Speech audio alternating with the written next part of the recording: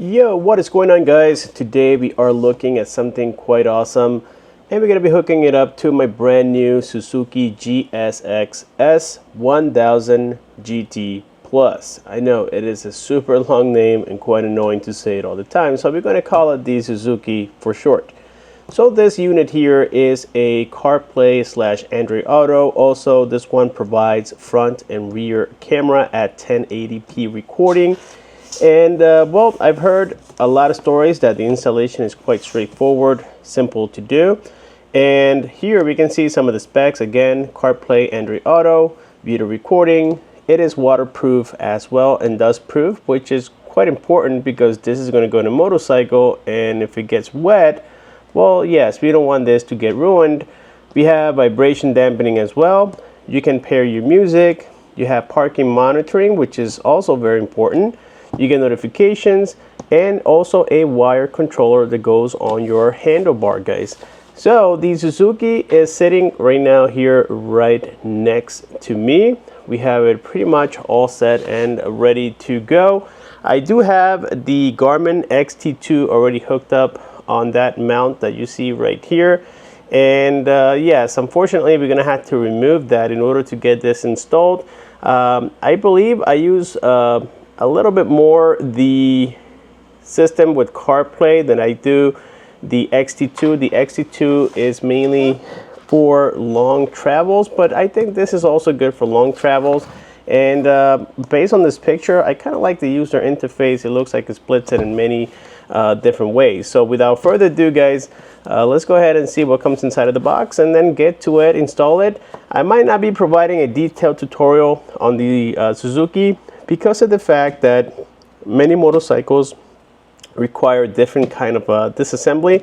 And yeah, guys, I think it's going to be a waste of time and you're going to get bored if I show you all the details. I just want to jump straight into it and really show you what this is all about. Okay, so first things first, let's go ahead and remove this cover. Inside here we get a piece of foam. Here's the main unit that comes attached with the wires. Now, based on my observation here, guys, it seems like this is all going to be staying on the bike. And yes, the display on this one is a TFT display, and I believe it has a 1080p resolution. So on here, guys, we're going to have things like the handlebar controller. We get some screwdrivers, zip ties. We get the actual mount right here, some manuals, a screen protector, and a cleaning cloth is what I see inside of this box. And of course, it comes with a separate box, and I'm assuming that this one will carry the front and rear cameras, and indeed it does. So we get the front camera, the rear camera, let's see what else we get in here, and the power wire that gets connected to a 12-volt source on the bike, and then this you connect it to the display, and that's how you get your power, guys. I just came with the idea to show you everything being mocked. So that means that I have just everything laying on top of the bike, and I'm just going to pretend that it is fully installed. So basically, you're going to run your wires, the camera from the back all the way to the front side of the bike, and then you have the front facing camera as well. You have your handlebar controllers, which is this right here, and you have your power source. In this case, I connected it directly to the battery. So the red wire is actually the trigger wire, and then your yellow and black wire, those are your ground and positive. So you had to find out a place where to connect that red wire so that every time you turn off your bike, the device turns off as well, and vice versa. So this is the user interface right here. So we had things like the brightness. We have settings on here in which you can control different things like the brightness, assistive touch. You can turn it on and off. You can clear connections. And also we have this feature called touch mode, which goes from normal to rain water mode. I guess it gets a little bit more sensitive in my opinion. Then we have things like the camera. And for the camera, we actually have a dedicated section here. I'm going to show you that in a second, but it does come with different languages. You have the date and time, the storage information. You can also format it directly from here, factory settings, and also the firmware version, which is this one right here, guys. So again, this is all basic. This is the brightness, the Bluetooth connectivity, and the camera. So the camera, as you can tell, are splitted. Now it has a feature where if you press this button that looks like a reset button, if you press that, when you're writing, it automatically shows you your rear view camera. If you want to go back, you press it again. So let's say you are using CarPlay in this case, okay, and you want to see your rear view camera, you press on the button, it takes you directly there, and then you press it again and it takes you directly into the CarPlay. So of course, guys, we are connected via Bluetooth with the CarPlay and it is working perfectly well, no issues whatsoever. It is not really fast, or the fastest I've seen. I mean, you can see the transition between the pages kind of chop up a little bit, but overall it is working just fine. You can do the maps from here, and if you have dedicated maps on your device, you can also view them directly from here as well. We know what CarPlay is, and it also works with Android Auto.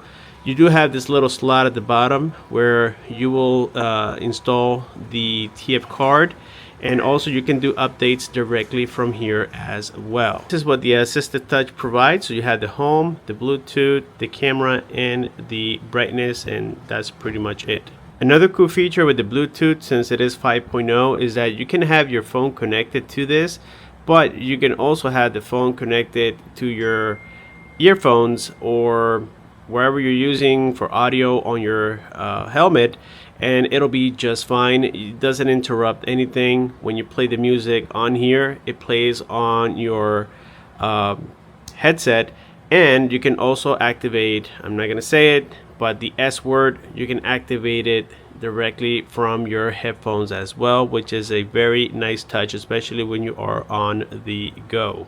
Let's not forget that there is a application called Vidor where you can download all your footage directly from here.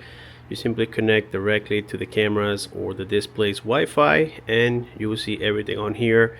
They are separated between the front camera and the rear camera. There are two separate files. You choose which one you want and you go from there. And here, guys, very soon I'm going to show you a quick clip of what this 1080p recording looks like for the front side and the rear side as well.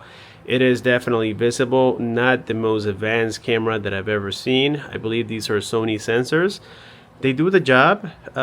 They could use a little bit more work with stabilization, but overall they seem to do the job okay. I would say it does the purpose, which is record whatever's going on the front and the back of your bike. Well, guys, I think that this will conclude our video today. We kind of got a glance on the basics of this particular unit.